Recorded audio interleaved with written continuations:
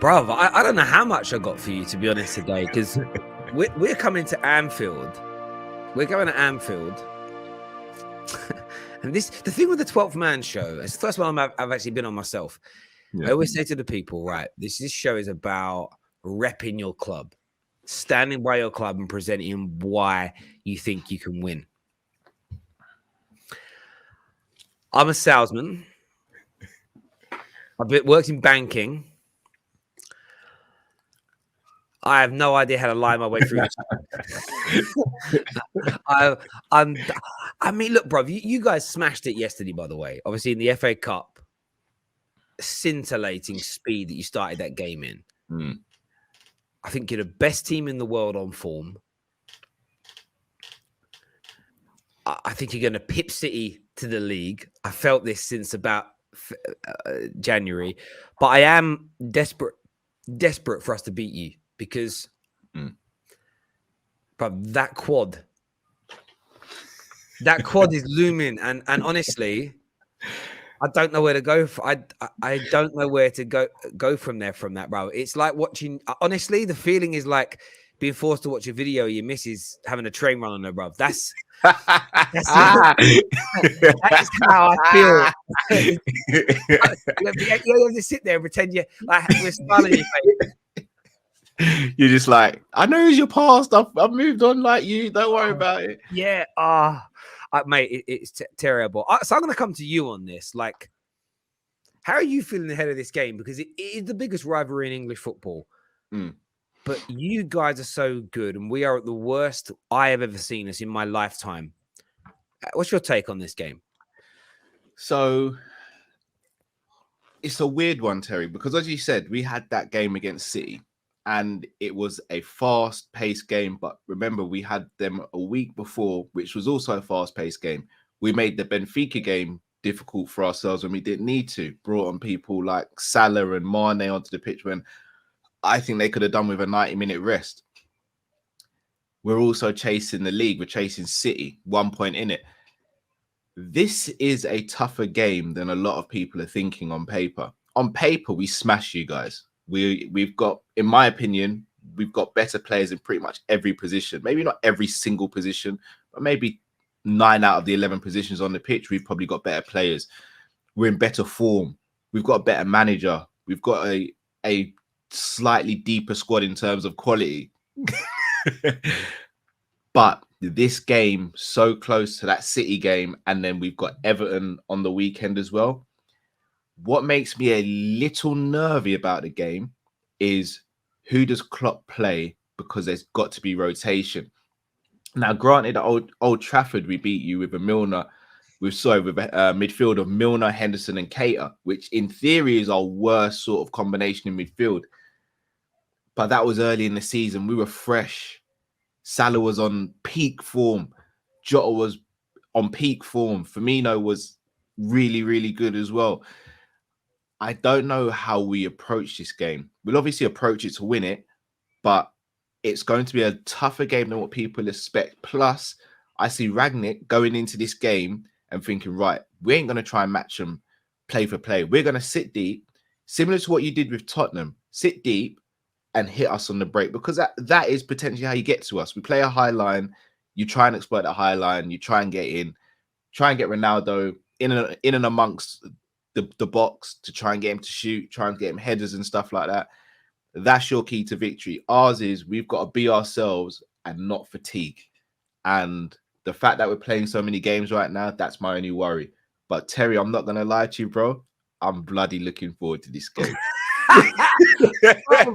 Listen, you should be. I want to show you this as well, right? So this is a graphic that we got here. When you look at this, right? Since March 2016, twice Man United have beaten Liverpool, and that was at Old Trafford. And look, we sold out. The last time we beat you at Anfield, it was almost like we sold our soul to the devil. So it was, you battered us and Rooney got that fairly late winner. Since that point, in Jan 2016, we've beaten you twice in 6 years of football. And you go back to the 2-1 win. That was, Jose. You guys hadn't even. You guys had just started to cook at that point. Really good day for Rashford. Really good day. It was, Fellaini was winning them big headers, and there was still areas of your team that was being put together. Since you guys have become a powerhouse, we beat you in the FA Cup last year, and that was in that little time period where we played you 2 weeks on the bounce. That was that little period where you were losing them games, and even then, we struggled against you in those 2 games more than worse teams than us. So, and you guys still could have won those games. So if I was a Liverpool fan, I'd be licking my lips at the prospect of playing Manchester United right now. I watched the Norwich game back last night because I did think, by the way, yesterday was an atrocity for the English game, having Man United and Arsenal and the semi-final of the FA Cup all pretty much at the same time. It makes no sense. As a content creator, it was annoying because we had 2 massive results in the top 4 race, and I could only do like a 25-minute match reaction and then go straight into another match reaction. It was almost like, why were these not spread out properly over the course of the week? Especially as Man United and Arsenal didn't have midweek games. We could have played our games Friday. Like, something could have happened. Sorry to cut you, bro. Even this week coming, we're playing each other on Tuesday. All the other Prem games on Wednesday. Why has our game been moved to Tuesday? TV, isn't it? Because they can't have Arsenal, Chelsea same day. But no, I hear you. But the irony in it is they moved those 2 games apart because they won them both on TV. But Arsenal losing to Southampton is huge yesterday, and it can be covered. But yeah, look, I watched the game back against Norwich. We are so poor in our structure, as in the shape we take up. That for me is worse than the reason our passing is off. The reason players and all of our players, Pogba, Bruno, Ronaldo, lose the ball so much is there's no telepathy because there's no system that has consistency. So I was watching the breakdown of it as well. So I watched the game back. I also watched Match of the Day, which was the first time I've watched it in weeks because I can't watch it. My team won't win. And Dion Dublin was looking at things. He goes, there was a goal their first goal we conceded. Twitter went at Maguire, but Dion Dublin said, no, Maguire was in the right place with the fullback, but it was Elanga that didn't go with his runner. But then it was the next clip didn't lead to a goal. It led to a chance, and it was Maguire went to put press, and then he didn't, and he stepped back. But by then there was already a hole, and the ball was played in behind. Delo didn't go with his runner. Bruno was lazy in the middle, and they were just showing all these things. And I kind of noticed them in the game, and then they were being highlighted.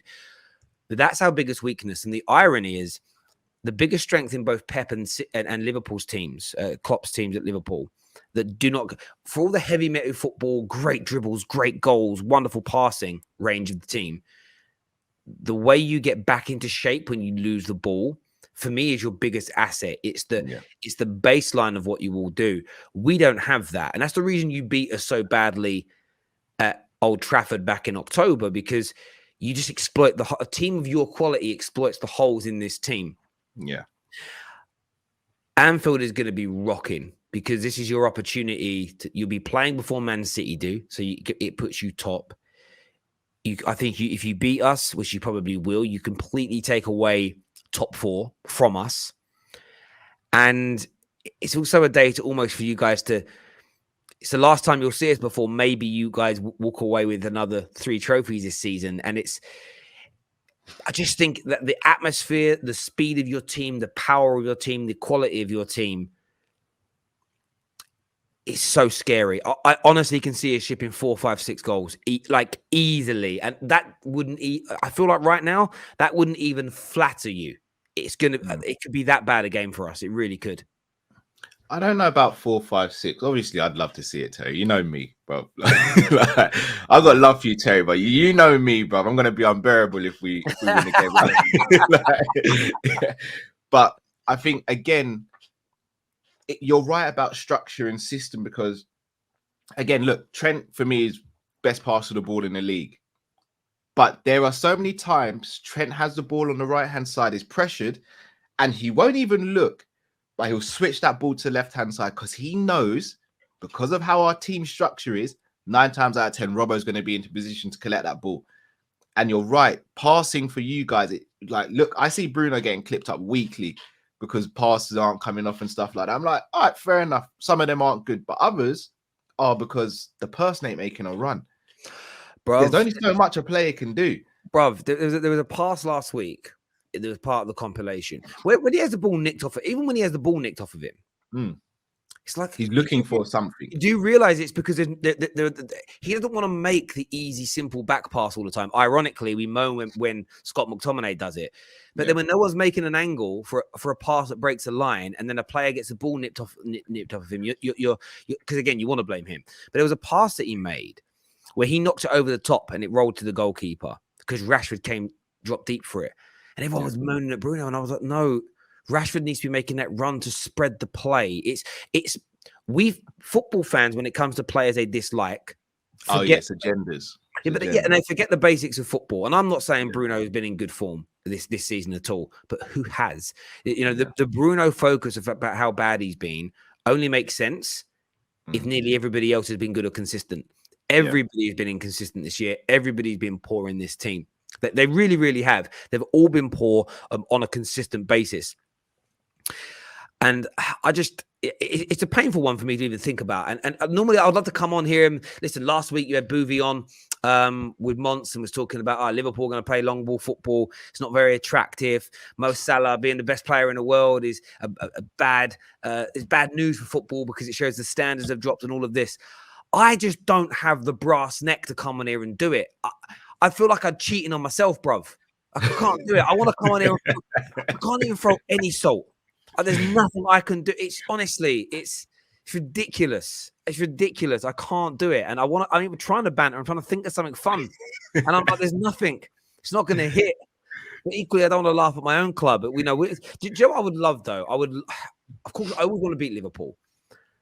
But this is how far we've fallen, but I can't help it. Beating you at Anfield and reigniting an opportunity for us to make top 4. That would be our cup final this year. Does that make sense? So that's how far we've fallen, where it would feel like a bigger victory than it really is. And that just shows how far Man United have fallen and how bad our season has been. So I want it. And the biggest thing I want to see from our players, I just want to see some fight. I just want to see them go out there and actually, if we lose, but we tried though, actually. We tried and we pressed and we worked as hard as we could to make sure that we tried to get 3 points. I can probably walk away with an element of, I kind of expected to lose. But it's almost like this is where our season's gone so wrong. Losing to you at Anfield with your form and our form isn't really embarrassing per se. Depends on the score, but it's not really embarrassing.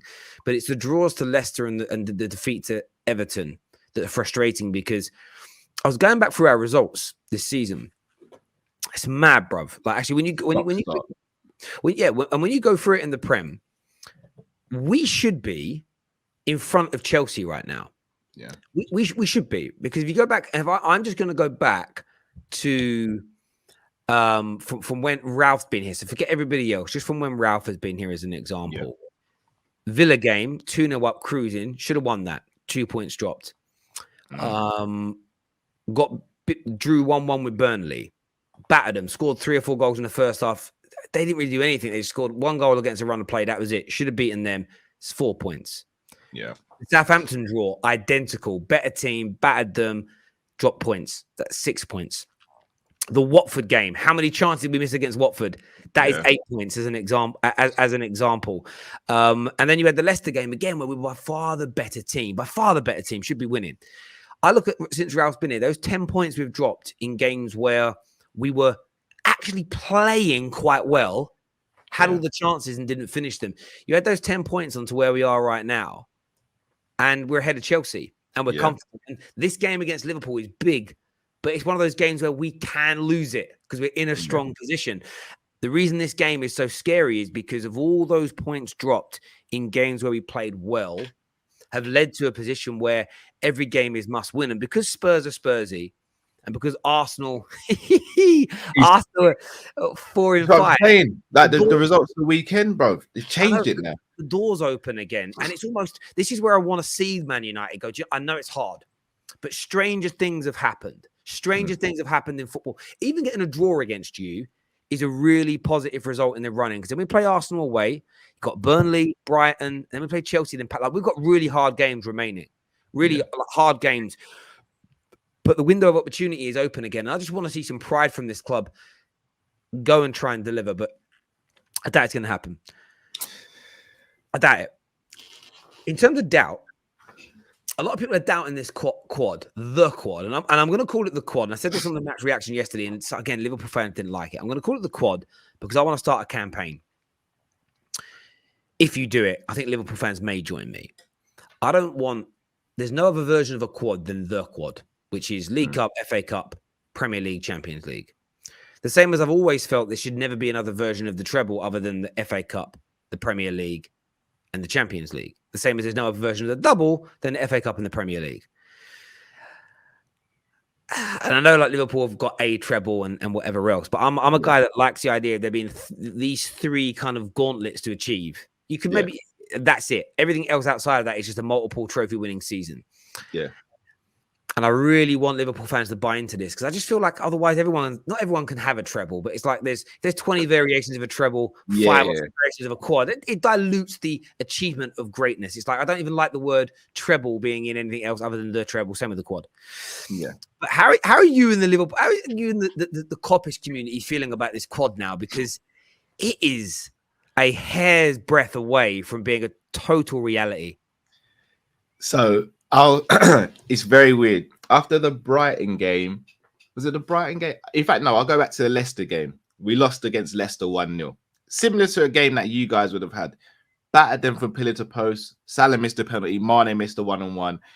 As football has it, they go down the other end, they score a goal, they win the game 1-0. Battered them for 90 minutes, they win the game 1-0. If I'm not mistaken, after that game, we're about 11 points or 14 points behind City. And we've come on the stream, and you know what it's like after a loss for Man United. But the comments are just rife with anger and all that. And I was like, you know what? And obviously, you know Drifty as well. Like, big up Drifty, big up Matt. But Drifty is highly charged, highly emotional when it comes to Liverpool losing. Bro, we've gone into the background of the stream here, and Drifty's face is fire. If I'm sat next to Drifty and I say the wrong thing, Drifty's probably going to punch me in the face. That's how annoying he is. And the show started, and I've gone... It's very, very unlikely, but the season's not over, and a couple of points here or a couple of games here or there, City drop, we're back in. Top red cow, cow's lost the plot. I was like, I get you. I get the anger. And Drift's just gone, bruv, it's done. And I was like, I just don't feel like it is.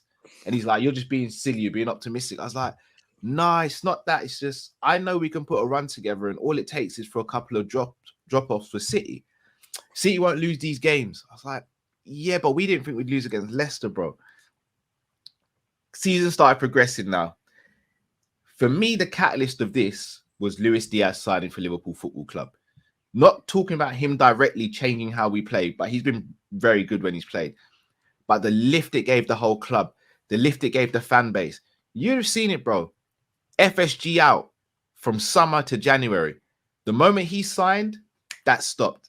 Fan base is forgotten about FSG. Now it's what's happening on the pitch. He came in, then we won the Carabao. No, then the AFCON happened, and we're like, so hold on a sec. The Arsenal game happened. We couldn't beat Arsenal at Anfield when they went down to 10 men, and straight away, and I'm guilty of this as well, went on the stream and was like, no Salah, no Mane, no backup replacement, but yet we're meant to compete with City. Well done, FSG. Well done, Liverpool. We get past Arsenal in the next round. We're into the final. Fan base is lifting again. Luis Diaz signs. Oh, we're really on the up now. Then we beat Chelsea in the Carabao Cup final. Okay, now we're talking. Then Tottenham go and beat City, and they drew against Palace, and they drew someone else before that. And suddenly we're sitting there like, oh. And I said to people, I was like, I told you the season wasn't over. I was like, I'm not no Mystic Meg, but it was so early to write us off. I'm here now, Terry, and I've said it with chest, but I want all 4 trophies. I'm not going to sit here as a Liverpool fan when we're in the final of one trophy, semi-final of another, and 1 point of City, and say, oh, I could live if we don't win another trophy because we've already got one and we've put up a good fight this season. I want them all, bruv. And I'll be honest with you, even if we come out of 3 of the 4, I'll sit here in a few years' time and be happy. But at the end of the season, there's going to be a little bit of part of me that's like, I wanted to make that history. Mate, and it's there for you guys as well, because with all due respect, if you're not in the Champions League final, it's a huge L. Villarreal have been great, but you are levels above them. And if you can't beat them, it's poor. You're not up against another great team. You're in the final of the FA Cup, and yeah, that's going to be tough. We don't know who it's going to be yet. Most people think it'll be Chelsea. Could Chelsea conceivably lose another domestic final on the bounce? Like the balance of probability says, yeah. This, right? But the fact that you're probably going to be in those two finals is massive in itself. Well, you're in one already. The league's an interesting one for me, though. I always saw this happening with City. Now, City fans think I'm biased towards Liverpool. I'm like, bro, I would rather City win a treble or a quad than Liverpool because it wouldn't hurt me as much. As a United fan, we're in this predicament of I've got to pick the worst of a bad situation, the best of a bad situation. That's City winning, not Liverpool. In the early part of the season, up until the Crystal Palace loss, across all comps, City had failed to score in something like 31% of games. It was a random, about 30% of games. And I said then, I just think that they could struggle this season because they don't have a killer. They don't have a goal scorer. They're doing all the other stuff pretty well, but they don't have a killer. And when you're not killing games off, there's always a chance. Then they went on that mad run after losing to Palace all the way up until like the middle of January. But in that period, I want to make sure I say this in the right way. Just towards the end of that run, they just looked a little bit sluggish. 1-0. 1-0. And I was just sort of watching it and I was like, I'm not saying they were bad, but it was like they just weren't quite right. The Arsenal game happened. And I'm like, Arsenal have absolutely dominated you. You've won. Yeah. They dominated you. They then played Chelsea with a better team, but not amazing.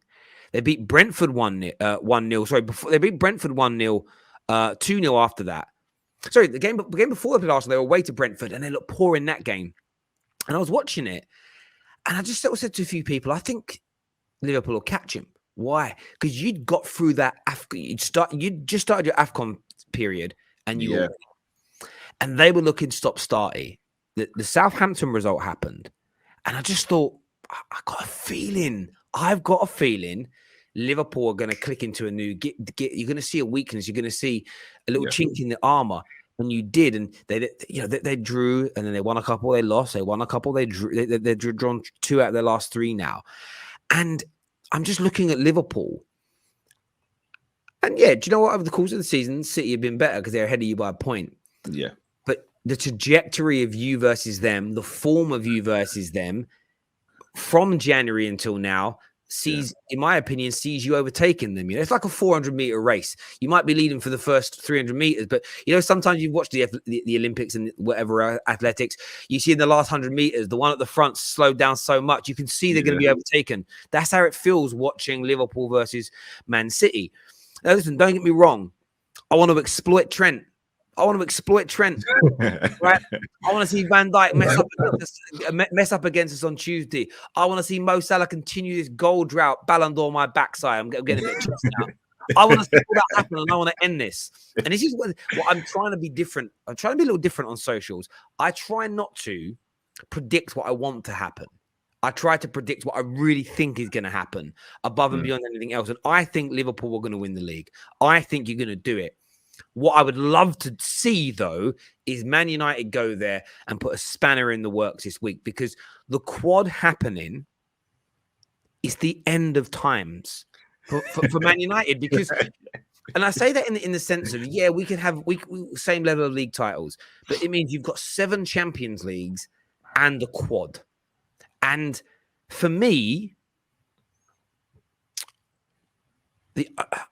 we'd need about 5 to 10 more league titles than you to even try and balance it out. Balance of weight. Yeah. And I care about this. And people always say to me, you always got about history, Terry. Of course I do. Yes, because you have to. What you achieve now is your history. It's your history in the making. And this is why I'm talking to... if any Man United player sees this, that you won't, but if you do, share this message. If you ain't fighting for every blade of grass, crunching into every tackle, pulling and pushing at the right time, not in your own box, Maguire, please, right? You're not running and breaking a neck to get in behind. If you're not taking those risks and trying to cut Liverpool open with the pass. And by the way, your high line can be exploited. Can be. It's rarely exploited, though. People breaking behind it, but you then got to, when I say exploit, you've got to finish your dinner. You've got to put the ball in the back of the net. There may be opportunities, and we've got to grasp them. And we have to, because this is where you know whether Man United players care about our club. You guys achieving this quad, you guys achieving this greatness is detrimental to Man United. This is why I care about what you guys do so much. People always say you're obsessed. If you're not obsessed with your rivals, you don't support the club you profess to. If you're a Liverpool fan, you're not obsessed with Man United, you're not a Liverpool fan. If you're a Man United fan and you're not obsessed with Liverpool, you're not a Man United fan. Our rivalry is decades and decades of in the makings. We are woven into the tapestry of one another. And I'm sick and tired of people saying I'm a Liverpool fan. My job is to now be very balanced on shows. And I will praise Liverpool when they're good. But as a Man United fan, when I turn my match reaction on after that game, I want to be laughing. I want to be cheering. I want to be celebrating. Listen, it may not give us what we want. We're not going to get what we want this season. Even if we make top four, we've failed. But if I can put a dent in Liverpool's armor, in the grand scheme of this season, that's a big W. I'm taking that. Like that's my trophy this year. I can laugh at that and have a molecule of pride. But that's all we got. You know, we're like Ian Bill right now. We ain't got a lot. I mean, it's really sad when he did that. Really, he still had 2 other kids. I just imagine I'm in that situation. I'm saying something like that, and my other 2 kids are looking at me like, "Dad, we're here." You're not Freya. You're not Freya, are you? That's basically what you're saying, Ian. No wonder your boys don't like you. But yeah, listen, I don't want you guys. You guys could do the quad though. The quad is. I can smell it, brother. Look, you guys knocked out. You guys can do it, man. And do you guys feel like that sense of it will complete football if you do it? So again, I've got a little running joke that it'll go a long way to completing football, but it wouldn't, because after that happens, I want the rest of the records. So you see Centurions, I want that, bro. You see the Invincibles, I want that. I want to clip my fingers like Thanos and wipe every football accolade away from our rivals. If we do the quad, it blemishes the treble. If we do the Invincibles, it blemishes Arsenal. Bro, you saw Arsenal fans in 1920. Do you know how much joy there was when Watford beat us? Well, if you do the Invincibles with more points, it's eclipsing. Mate, I hear you, bro. I hear you. I hear you. Do you know what's mad about it, right? The treble had this effect for years in football debates. And I care about how fans feel, because that's what we are. Yeah. You'd sit in a pub with your mates or work, whatever, and you'd all be debating who the best club teams are. And you'd always just throw the word in, yeah, but we got a treble. And the room would go, can't come back on that one. That's what I mean by complete. It reminds me, look, you know how F1, I don't watch Formula 1, but you know F1 screw Lewis Hamilton over. They did it for a real big reason. Because if he broke the record last year, this season isn't as exciting. Yeah, because he ain't going for the record. And even if somebody beats him this season after he's got the record, it's like, nah, but he's got, is it 8? If the record's 8, right? Whatever it is. Something like that. It's like, well, he's got the record. So you winning 1, what does that mean? It's like next year, say Man United were back to their best next year and won the league. It would feel amazing to feel like we're back, right? But there is this element of, but so much has happened since we were last here. Winning 1 league title, for me, I wouldn't call it a drop in the ocean because it's a huge achievement. But it's like, right, we'd be back in front of Liverpool with league titles. But we've got to go on. We've got to go on in the next 10 years in the Champions League. We've got to be picking up 2 or 3. Like that's the gauntlet that's been thrown down, if that makes sense. And it's almost like I need it not to happen, just so it's almost our rebuild and journey back to the top, which may never happen, by the way, or it may not happen in the short term. Is not as difficult because I like you want the record, so you've got the bragging rights. But if Liverpool take all the bragging rights, it isn't just winning. And do you know what? People that support smaller clubs are probably thinking, you spoiled bastards. But it is what it is. It is what it is. And listen, the maddest thing is, if City were to win a Champions League and another Premier League, I'm honestly not bothered. I'm honestly not bothered. I don't feel any which way about it. Liverpool doing it hurts me. It hurts me to my core. And that's because on a footballing level, I hate you. I actually I hate you all. I really do. I don't want to see it, brother. The feeling's mutual. I get it. The feeling's mutual. But you see when Liverpool have lost games or drawn games this season, Man United fans and Arsenal fans are the first ones who message me. And I'm like, okay. Arsenal fans, we've completely shut down now. We've played them 4 times this season. We've won 3 times. We've drawn once. They ain't scored a goal against us since 2020. Arsenal fans cannot say a word to Liverpool fans. Not in their right frame of mind anyway. But you guys have still got an opportunity to change something. And the graphic you brought up earlier, Terry, with all the, like, you've only won 2 out of the last few years. There's been a lot of draws there. And I'd say the narrative is kind of skewed now, because if you look at it, it only seems much worse for you guys because of the 2 previous defeats, and both of which were at Old Trafford. Let's not forget, Anfield against you guys have made it difficult for us over the years. You have. And that hoodoo of Old Trafford, getting over that over the last couple of times, that's been massive for us. And that's last season we chased top 4, and now the league. Brother, do you know what's crazy about it? That's what I mean by fight, hard work. I listened to Graham Potter last night. I love how football managers keep destroying eye test merchants week in, week out. Where he basically said that tactics are overrated. What you really want is the hard work in your team running through brick walls and running themselves into the ground for each other. Yeah. And what I think he means, like the same as all managers about tactics being overrated, tactics are quite basic. Structure of your team is quite basic. But if you don't work hard, this is where like football fans get into these weird debates. Yeah, but hard work is like is basic and should be expected. The tactics are what brings it to life. It's like, I look at it the other way. I think tactics are quite simple. But if you don't work hard, they crumble quickly.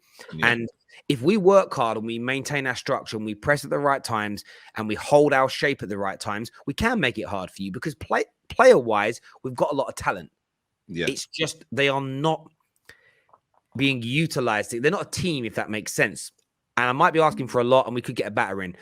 But as I said earlier on the stream, I just want to see a team performance. And if we put in a team performance, personally, I can feel like I can walk away from this with an element of pride in the context of an awful season where we have been absolutely horrendous. It would at least give us a molecule of comfort, and at least we did that. At least we're still in the top 4 race. Might have stopped Liverpool from completing the most historic achievement in the history of English football. Those things, again, fans care about that. And what you'll get from Rival, and I already know the banter. I can already see the comments. Oh, look how crap your season is. Like you're celebrating games like this. You're so crap. We are crap, but you know what I mean. We've got to celebrate it. Do you know what I mean? When Burnley beat you at Anfield, that's probably the best day in the history of their club, barring getting promoted. Because beating you at Anfield, because that's the size of it. Broke the record for us. End of the day, I wish we were in this title race with you. I wish this game was pivotal for us in the title race, but it isn't. So, as a fan, though, I'm looking at this from a fan point of view only. But look, all that being said, listen, I want to try and exploit the high line. I want, this aim at Trent, who can be susceptible, especially to, going with these runners and all of this. The midfield, I can't see it. Not because of those. I can focus on the things that we might be able to exploit. I'm thinking about the midfield. Naby's in great form. Fabinho is there. Thiago. Like, our midfield is going to get absolutely pillaged, ripped apart. I don't know if we play that midfield though, Tel, because of the intense games we've had. I don't know how we line up, bro. If you line up against us with Milner, the Ox, and Jordan Henderson, you're still going to batter us in midfield.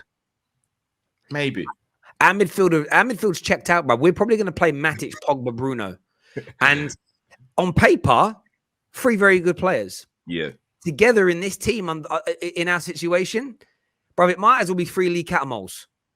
Yeah. Like, that's how they all look. You know what I mean? They all look like that in one way, shape, or form. It's literally Lee Catamal, Mark Noble, and Scott Parker. That's our midfield.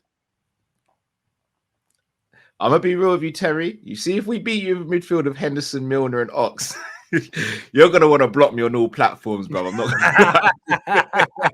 gonna you and every other Man U fan's gonna want to block me on all platforms. Because can you imagine though if this Man United team, as bad as we are, stop you doing the quad? This is what I mean. It's fine margins, because everyone credits Crystal Palace with stopping us winning the league in 13-14. It wasn't. It was games against West Brom where we drew, games against Hull that we lost, the Chelsea game. But if we don't win the league this season, you are able to get points off us on Tuesday.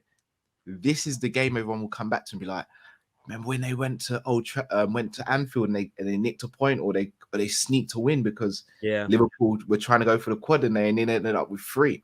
Everyone's still going to celebrate the 3. Don't get me wrong. We're still going to be in Anfield parading and Liverpool parading.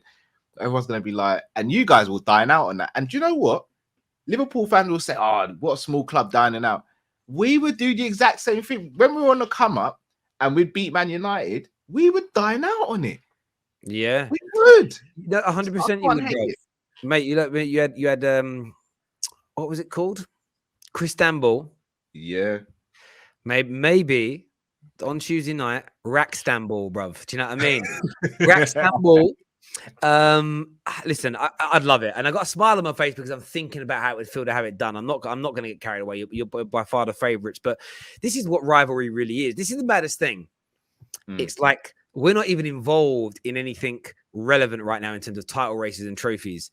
But I know Liverpool fans, there's more needle, stick, fear, worry going into this game. Not fear of playing us as in we're better than you, but fear of the consequences. If you lost to City 3-0 at the weekend, 4-0 at in the Premier League last weekend, that's a better result for you as a fan base than Man United nicking a dirty 1-0 at Anfield and putting a dent in your quad, because it's Man United doing it to you. Yeah. It's like our City go win the league now, but Man United stopped us. And you know how fans are. Like fans will dine out on that. It's like we stopped it, but now we've got to grow from that and go to another level. And listen, brother, in a year's time when we're coming with Ten Hag, might be a different conversation, bro. Do you know what I mean? When we've got Maguire balling out again, Rashford back to his best, and a few new signings in there. But listen, it's one of those weird games. I'm dreading it, but you know when you've got that little 5% of hope, please. Something. I know the feeling. I've been there, mate. I grew up with you guys being dominant. I've been here. Here. I know, brother. What's your score prediction? I'm going to go 2-0 Liverpool. My heart, 1-1. My head, 4-0 Liverpool. I mean, I will genuinely be shocked if we get more than... Because, again, I don't see you guys coming out and trying to play us. Like, in the game at Old Trafford, like, you guys were trying to match us. And I was just like... The moment the first goal went in, I was like, oh, this is going to be a good day. When the second goal went in, I was like, oh, yeah, these lot are going to get piped today. It's like, it's done now. But you just weren't changing. And when you guys started sitting deep, we didn't really create anything. I think you'll do the same in this game. I think, yeah, maybe we'll get a goal from a set piece, maybe, to open up the game. Bruno should have scored in the opening 2 minutes against you as well. Yes, he should have. Yeah. I remember when he had that chance and he scored, I was like, oh, we have one of those days where we're turning up for Ollie. No. That actually went on to be our biggest ever club stream ever. I think the stream after the show did like 170,000 views. We had like 100K might have been us, to be fair. Refreshing it, watching Terry's face. Like we had like nearly 10,000 people, I think, watching us live. Like biggest stream we'd ever done. That's how bad a result that was. That's also how big our rivalry in the two clubs are as well. Yeah, no, I'm saying we're the two biggest in the country without a doubt. Like, there's no doubt anymore. We're the two biggest by quite a distance. That's why I'm so desperate for it to work as well. And obviously, I want Man United to be back for us first. But I would love. Sound like Man United and Liverpool to be going toe to toe for trophies together. And the reason I say that is it's never happened. Yes. More than a season or two. It's never happened in the history of English football. Kind of did a little bit. So this is it. It happened. Yeah, it happened about 09. I know it happened in the 60s a little bit. There was a little bit of a to and fro, but people don't remember that the rivalry didn't exist when that was going on. Yeah. The rivalry started a little bit later. I don't know the exact dates. I'm not a historian, when the Manchester Docks took work away from the Liverpool Docks. But prior to that, Man United and Liverpool were not rivals. That rivalry is a late 60s, early 70s thing, I believe. So since then, this is really formulated. Since that point, neither side is. So we're almost a little bit like Voldemort and Harry Potter. Like one can't survive while the other one lives. As soon as one's doing well, the other one seems to fall away. Yeah. But if people think you and City is a big rivalry, put Man United Liverpool for 4 or 5 years going toe to toe for titles. If you want to see a rivalry, because that will absolutely take things to another level. It really, really will. But listen, we're nowhere near that. Do you know what I mean? We're still trying to. We're fighting Arsenal. By the way, I hope it stays that way. I bet you do. We're still fighting Arsenal. By the way, Arsenal have had a better. Arsenal are the funniest team in the world. They've had a better season than Man United. On the way up, progressing, but they're now behind us. Conceded almost as many goals. They've actually told you. I've said this so many times. Arsenal don't lose; they learn. That's the best way of putting it, because learning centre FC, bro. Yeah, early learning centre with all them kids in their team, bro.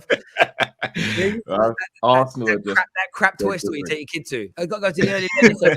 Kids are like, what the fuck's this place? You know what I mean? Toys R Us. Take me Toys R Us. Coming back. I know, bruv. I'm not gonna lie. From a nostalgia point of view, that song when you were a kid and Jeffrey came on.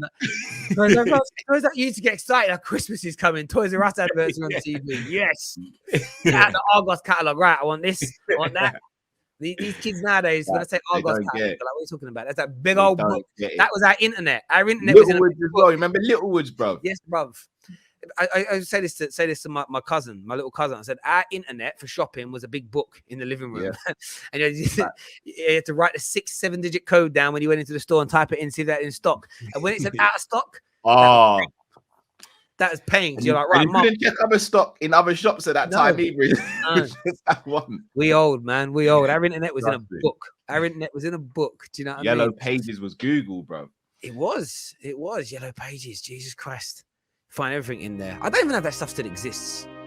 I don't even know. Nah, probably online now, isn't it? Yeah, that's what it is. Viewers, we appreciate you all tuning in. Make sure like buttons are smashed. Make sure you're subscribing. Go check out Coppix. Link is in the description below. I'm not going to say good luck. I normally do on these things. I'm normally quite polite, but no, I hope you lose. I hope you lose badly. But I can't see it happening, brother. Well, we'll speak again soon, my friend. Thank you, brother.